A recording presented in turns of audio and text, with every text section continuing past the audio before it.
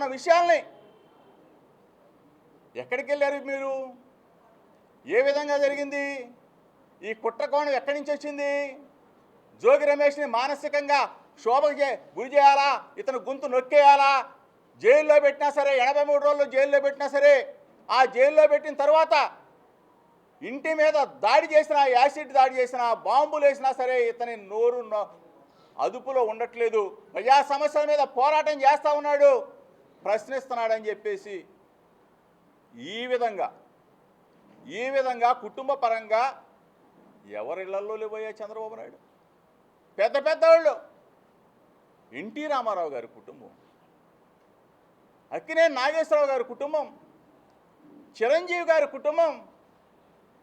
అంటే జోగి రమేష్ ఒక్కడే బలహీన వర్గాల్లో బలమైన వాడు. ఈ వీడు గొంతు నొక్కితే బీసీలందరూ అణగదొక్కబడతారని చెప్పేసి ఒక కుట్ర కోణంలో ఈ రోజుకి చెప్తా ఉన్నా. మేఘన నా కూతురుతో సమానం. రాజు మేఘన ఒకటవ్వాలనే ఈనాటికే కోరుకుంటాం. అది ప్రయత్నించాల్సింది పోయి క్యాంప్ ఆఫీస్కు ఫోన్లు చేసి పిలిపిస్తారా? రాష్ట్రంలో సమస్యలు లేవా? రాష్ట్రంలో ఇంకా సమస్యలు లేవా చంద్రబాబు నాయుడు గారు? రాష్ట్రంలో సమస్యలు లేవా నారా లోకేష్? ఇది మరీ ముఖ్యంగా చెప్తా ఉన్నాం. స్థానిక శాసనసభ్యుడు కృష్ణప్రసాద్, ఏ రోజైనా వ్యక్తిగతంగా మిమ్మల్ని విమర్శించామా? రాజకీయంగా పోరాడడం తప్ప వ్యక్తిగతంగా కృష్ణప్రసాద్ని అడుగుతా ఉన్నా. నీ గురించి నీ పార్టీ వాళ్ళు కొన్ని వ్యక్తిగత విషయాలు ఇస్తానని చెప్తే ఒకటే చెప్పా, దమ్ముగా రాజకీయాలు చేస్తా జోగి రమేష్, దమ్ముగా ఉంటాడు, అంతేగాని వ్యక్తిగత విషయాల జోలికి వెళ్ళనని చెప్పా. మీ పార్టీ వాళ్ళు చాలామంది వీడియోలు పంపిస్తామన్నారు, ఫోటోలు పంపిస్తామన్నారు. ఓ నో, నా కుటుంబంలో ఒక సమస్య వస్తే వాళ్ళని మీరు ఒక్క వీడియో ప్లే చేస్తా దయచేసి. అంటే నేను చాలా వీడియోలు ఉన్నాయి, కానీ నేనేమి కొన్ని పరిధులు ఉన్నాయి కాబట్టి, నాకు కూడా మనస్సాక్షి ఉంది కాబట్టి 4 కాలాల పాటు ఆంధ్రప్రదేశ్ రాష్ట్రంలో రాజకీయాల్లో ఉండి ప్రజాసేవ చేయాలి కాబట్టి నా పార్టీకి సంబంధించిన మా నాయకుడి మీద బురదీశారు. మా లీడర్ జగన్మోహన్ రెడ్డి గారిని కూడా ట్రోల్ చేశారు. మా వైఎస్ఆర్ కాంగ్రెస్ పార్టీ కుటుంబ సభ్యులు జోగి రమేష్ తప్పు చేశాడేమో, జోగి రమేష్ కుటుంబం తప్పు చేసిందేమో అని చెప్పేసి మదనపడ్డారు. ఒకటే చెప్తా ఉన్నా, జోగి రమేష్ ఎప్పటికీ తప్పు చేయడు. మీ విలువల్ని విశ్వాసాన్ని కాపాడుతాడు, ఎక్కడా కూడా పొరపాటు చేయడు. మనస్సాక్షి మీద ఒట్టి చెప్తా ఉన్నా, దేన్నైనా ఎదుర్కోవడానికి సిద్ధంగా ఉన్నాను. ఒక్క వీడియో ప్లే చేస్తాను, చాలా వీడియోలు ఉన్నాయి. దయచేసి నేను కృష్ణప్రసాద్ కూడా ఏమంటలా. కృష్ణప్రసాద్ అంటాడు నేను రాజీ చేయడానికి చూశాను, లేకపోతే అది చేయడం. దయచేసి నీకు దండం పెట్టి చెప్తా ఉన్నా, ఇటువంటి తప్పుడు పనులు మానుకో, తప్పుడు చేష్టలు మానుకో. నువ్వు చేసిందేంటో, నీ దుర్మార్గం ఏంటో, నీ ఆఫీస్కి వచ్చిన తర్వాత నీ ఆఫీస్ నుంచి ఎక్కడికి వెళ్ళారో, ఎఫ్ఐఆర్ ఎట్లా కట్టారో, ఏ విధంగా నువ్వు దుర్మార్గానికి ఒడిగట్టావో ఒక్క వీడియో సాక్షి చూపించరా.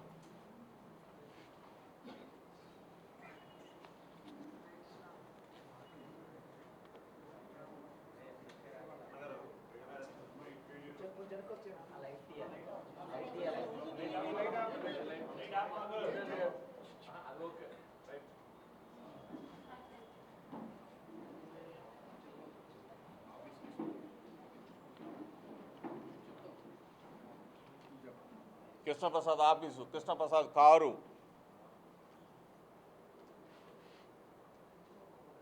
వాళ్ళు నా కుటుంబ సభ్యులే. ఇంతకన్నా ఇంకేమన్నది? ఇంతకన్నా నిదర్శనం ఇంకేమన్నా కావాలా అని అడుగుతా ఉన్నా. మీడియా మిత్రుల ద్వారా దయచేసి మీకు చేతులెత్తి నమస్కారం చేస్తా ఉన్నా. ఈ కుట్ర కోణాన్ని ఇక్కడి నుంచి డైరెక్ట్గా వెళ్ళి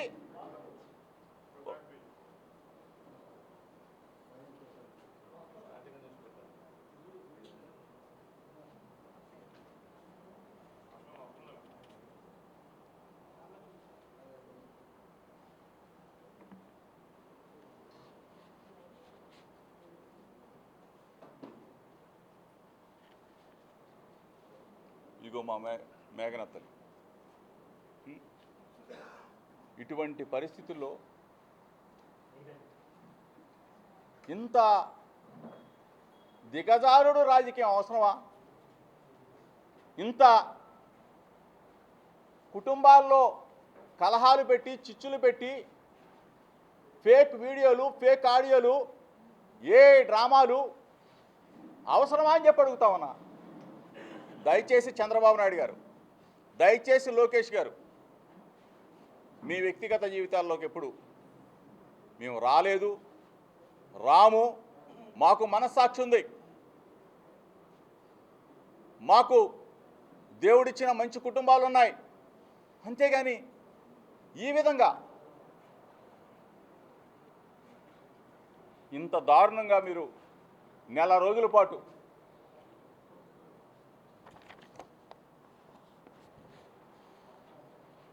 మానసిక క్షోభ, ఒకళ్ళం కాదు 11 మంది, నా కుటుంబం మొత్తం కూడా, ఎక్కడో ఉన్న నా కూతురు, గుల్బర్గాలో ఉన్న నా కూతురు, ఎక్కడో ఉన్న నా మేనల్లుడు వైజాగ్లో ఉంటాడు. అసలు ఏ విధంగా మీకు మనసు చచ్చిపోయి ఏమి చేయాలో తెలియక ఇంత కుట్రలు అవసరమా అని చెప్పి అడుగుతా ఉన్నా.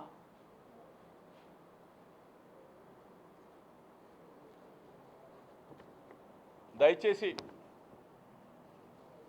మీడియా మిత్రులు, మనసున్నవాళ్ళు, మనస్సాక్షికి దగ్గరగా ఉన్నవాళ్ళు, మీరు కూడా బాధ్యత గల తల్లిదండ్రులు, నా వేదనని, నా ఆవేదనని,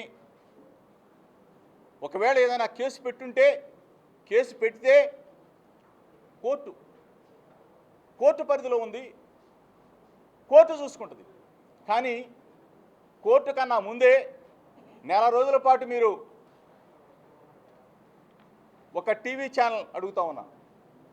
దయచేసి నీకు మనస్సాక్షి ఉంది, నీకు భార్య పిల్లలు ఉన్నారు, నువ్వు ఈ విధంగా నెల రోజుల పాటు వ్యాపారం చేయటం, నీ రేటింగ్ పెంచుకోవటం, దాని ద్వారా సొమ్ము చేసుకోవటం నీకు అరుగుద్దా? నీకు నిజంగా దేవుడు చూస్తూ ఉన్నాడు కదా.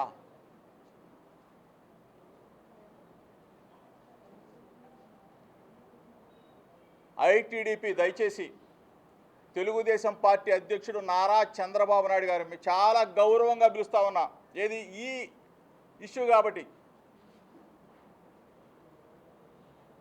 మిగిలిన విషయాల్లో ఏ విధంగా మాట్లాడతాననేది మీడియా మిత్రులకు అందరికీ తెలుసు.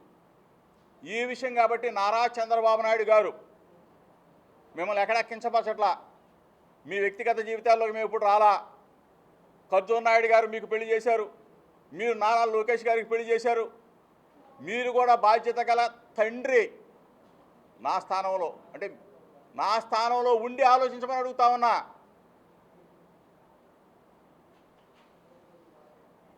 లోకేష్, నువ్వు కూడా పాపం పెనమలూరు మీటింగ్లో మాట్లాడావు, ఏదో కించపరిచే డైలాగ్ మాట్లాడావు, రెడ్ బుక్కుల గురించి కూడా మాట్లాడావు. నిన్ను కూడా గౌరవంగానే మాట్లాడుతా ఉన్నా. ఈ కేసుకు సంబంధించిన మీడియా సమావేశం కాబట్టి నిన్ను కూడా గౌరవంగానే మాట్లాడుతూ ఉన్నా.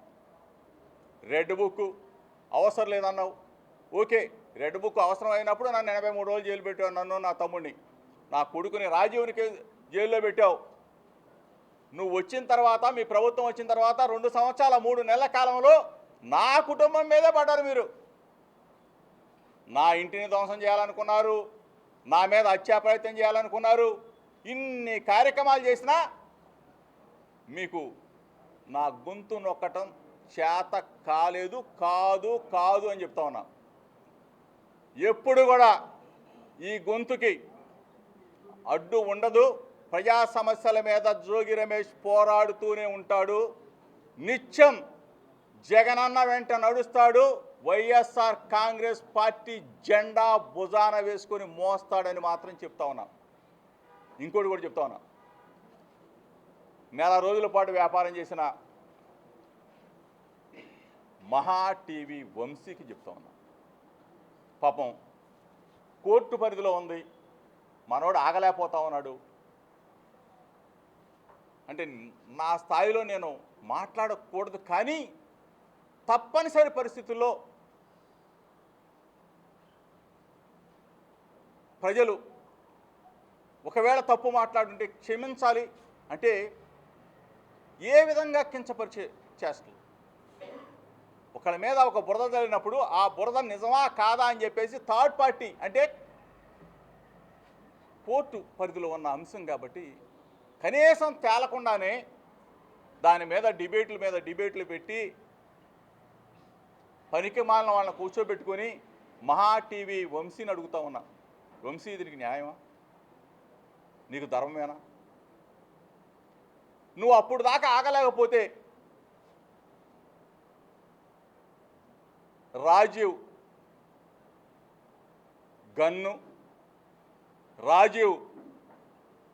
గన్నులో బుల్లెట్టు, ఆ బుల్లెట్లో పవరు, ఆ పవర్లో రేంజ్ కావాలని తహతహలాడితే నిన్ను హయ్యర్ చేసుకున్నా. నువ్వు కూడా కాదు, నువ్వేముంది బామ్మర్ది వంశీగాడివి, నీదే ఉందిరా ఒక్కగాడి. నిన్ను హయ్యర్ చేసుకున్నా. నిన్ను హయ్యర్ అంటే కాంట్రాక్ట్ కుదుర్చుకున్నా. వాళ్ళకి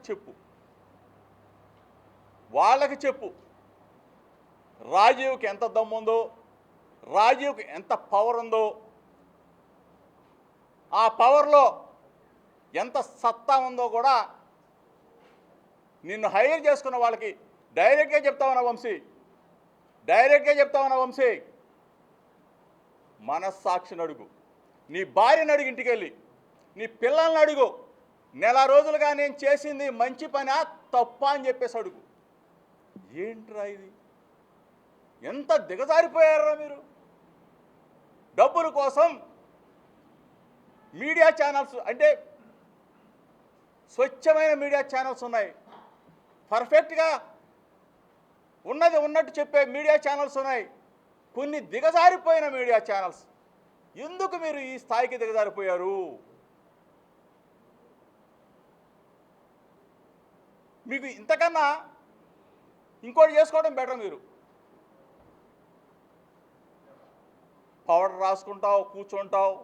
మా వాళ్ళు ఏదో అంటారు టాల్కమ్ పౌడర్ వంశీ అని. అదే నేను ఎప్పుడు చూడలా, కానీ ఓడి చెప్తా ఉన్నా. బామ్మర్ది వంశీ, నీ భార్య నాకు చెల్లి. ఒక్కసారి మా చెల్లి దగ్గరికి వెళ్ళు, నేను ఈ విధంగా చేశాను కరెక్టా అని చెప్పి అడుగు. చెప్పు తీసుకొని కొట్టింది నిన్ను, చెప్పు పెట్టి కొట్టింది. నాకు తెలిసి అన్నం పెట్టదు, ఆమె పాప చూసి ఉండదు. దయచేసి చెప్తా ఉన్నా, ఇటువంటి ముసుగులో కొన్ని ఛానల్స్ అవ్వచ్చు, కొన్ని వెబ్సైట్స్ అవ్వచ్చు, కొన్ని యూట్యూబ్ ఛానల్స్ అవ్వచ్చు, పాపం బ్రతికేశారు. నెల రోజుల పాటు బ్రతికేశారే. మీకు పిల్లలు లేరా? మీకు భార్య బిడ్డలు లేరా? ఈ రోజుకి నేను కోరుకునేది ఏంటంటే, ఈ రోజుగా ఓ తండ్రిగా నేను అనుకునేది ఏంటంటే, మరలా దేవుడు అనేవాడు ఉంటే కరుణిస్తే ఇద్దరు ఒకటవ్వాలని చెప్పి నేను కోరుకుంటాను తప్ప ఏందిరా మీ బతుకులు? దయచేసి మీడియా మిత్రులు, మీరంటే నాకు గౌరవం, అభిమానం. ఒకవేళ నేను ఏదైనా తప్పుగా పొరపాటుగా మాట్లాడుంటే రాష్ట్ర ప్రజలు కూడా క్షమించాలని. మేఘన నా కూతురుతో సమానం కాదు, నా కూతురు లాంటిది. నేను కానీ నా భార్య కానీ ఉన్న కొన్ని రోజులైనా కానీ చక్కగా లాలించాం, చక్కగా మంచి మాటలు చెప్పాం, గోరుముద్దలు తినిపించేది నా భార్య అయితే.